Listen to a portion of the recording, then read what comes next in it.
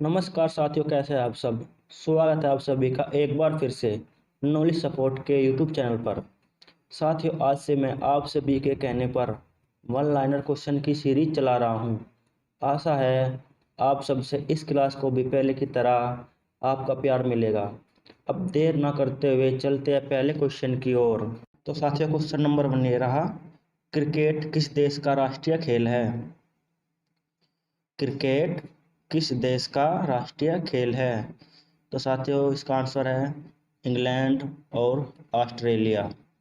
तो चलिए चलते अगले क्वेश्चन की ओर। लाइट ऑफ एशिया किसे कहा जाता है। तो साथियों, लाइट ऑफ एशिया किसे कहा जाता है। इसका आंसर है गौतम बुद्ध को। लाइट ऑफ एशिया पुस्तक के लेखक कौन हैं। तो साथियों, लाइट ऑफ एशिया पुस्तक के लेखक है एडविन आर्नोल्ड। भारत का नेपोलियन किसे कहा जाता है। तो साथियों, भारत का नेपोलियन कहा जाता है समुद्रगुप्त को। नोकिया के सीईओ कौन हैं। क्वेश्चन 5 पूछा गया है, नोकिया के सीईओ कौन हैं। तो साथियों, इसका सही जवाब है राजीव सूरी। भारत में कुल कितने उच्च न्यायालय हैं।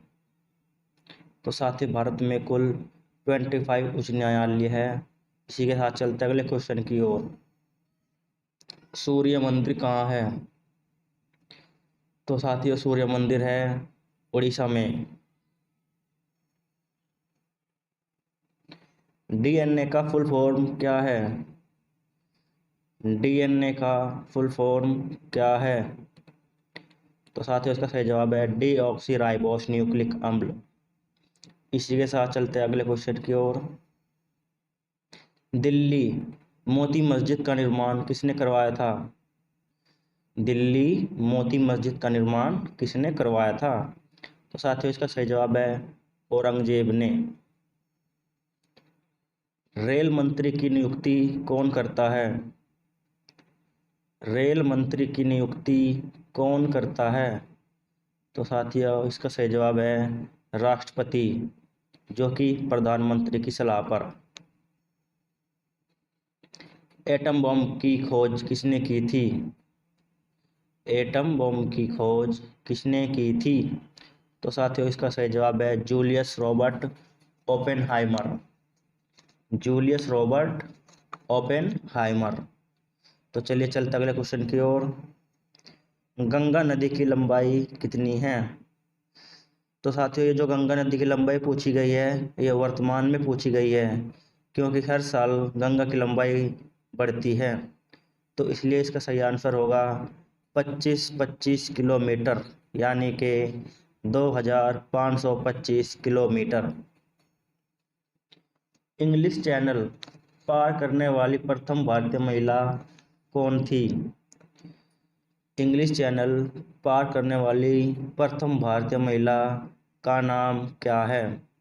तो साथियों, इसका सही जवाब है आरती साहा। NaCl का रासायनिक नाम क्या है। तो साथियों, NaCl का रासायनिक नाम है सोडियम क्लोराइड।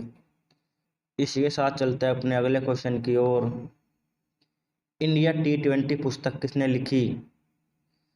इंडिया T20 पुस्तक किसने लिखी। तो साथियों, इसे लिखने वाले का नाम है APJ अब्दुल कलाम ने। इसी के साथ चलते चलते अगले क्वेश्चन की ओर। पानीपत का तीसरा युद्ध कब हुआ था।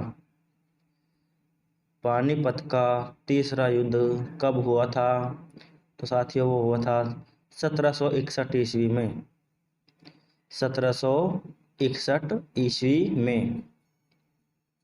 श्रीलंका में सिविल वॉर कब हुआ था। श्रीलंका में सिविल वॉर कब हुआ था।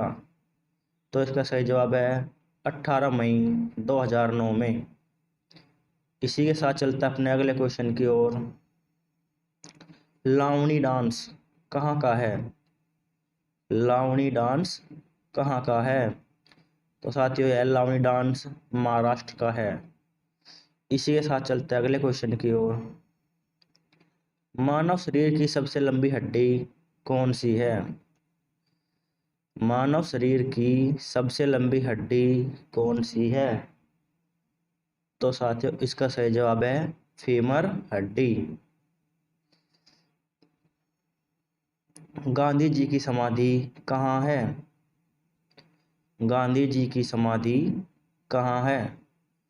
तो साथियों गांधी जी की समाधि का नाम राजघाट है, जो कि दिल्ली में है।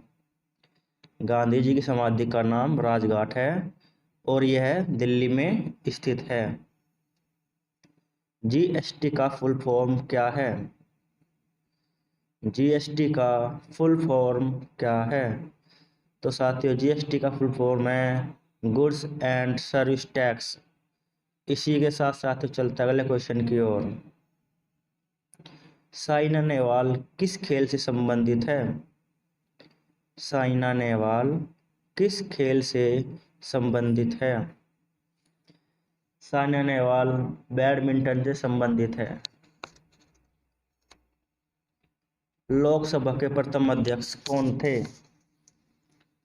लोकसभा के प्रथम अध्यक्ष कौन थे?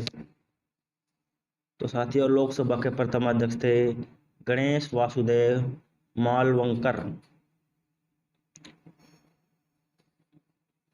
अंडमान निकोबार द्वीप समूह कहाँ स्थित है? अंडमान निकोबार द्वीप समूह कहाँ स्थित है? तो साथियों यह बंगाल की खाड़ी में स्थित है। लक्षद्वीप कहाँ स्थित है? लक्षद्वीप कहाँ स्थित है? तो साथियों लक्षद्वीप अरब सागर में स्थित है। Question number 26। भारत का क्षेत्रफल विश्व के क्षेत्रफल का कितना है? भारत का क्षेत्रफल विश्व के क्षेत्रफल का कितना है? तो साथियों इसका सही जवाब है 2.42%। 2.42%। विश्व की कुल जनसंख्या का कितने प्रतिशत भारत में निवास करती है? विश्व की कुल जनसंख्या का कितने प्रतिशत भारत में निवास करती है? तो साथियों इसका सही जवाब है 17%। भारत का कुल क्षेत्रफल कितना है? भारत का कुल क्षेत्रफल कितना है? तो साथियों इसका सही जवाब है 32,87,263 वर्ग किलोमीटर। एक बार फिर से बताता हूँ साथियों 32,87,263 वर्ग किलोमीटर। मैकाल का पठार भारत के किस राज्य में है? मैकाल का पठार भारत के किस राज्य में है? तो साथियों इसका सही जवाब है छत्तीसगढ़ में। अब चलते अपने अंतिम क्वेश्चन की ओर।